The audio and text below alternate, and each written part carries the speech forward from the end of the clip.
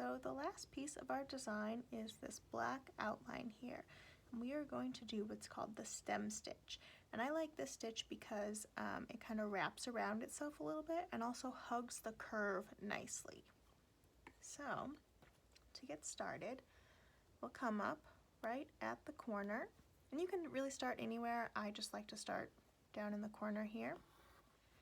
And this one we're going to hold our thread off to the side, and we're always going to hold it in the same direction. So for me, that's going to be out, away from the design. We're going to go back down along the outline, about a stitch's length.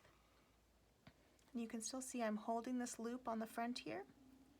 And then we're going to bring our needle up right along that line, outline still, in between those 2 points, and just gently tug. And then again, holding our thread to the outside of our design, going back down along our outer edge,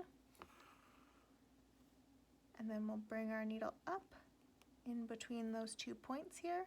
And it doesn't have to connect with that last stitch, just in between where it's coming in and out of our fabric, and gently tug.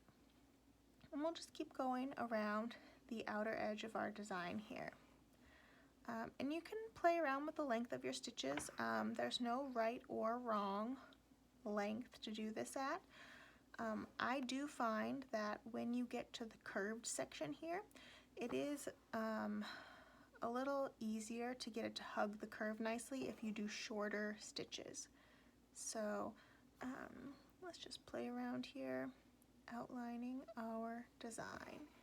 And the reason I chose to outline this piece is because it really cleans up all of the edges, makes them look nice and cohesive. So if you have any small stitches that are sticking out or anything like that, this is a nice way to kind of cover those up and even everything out here.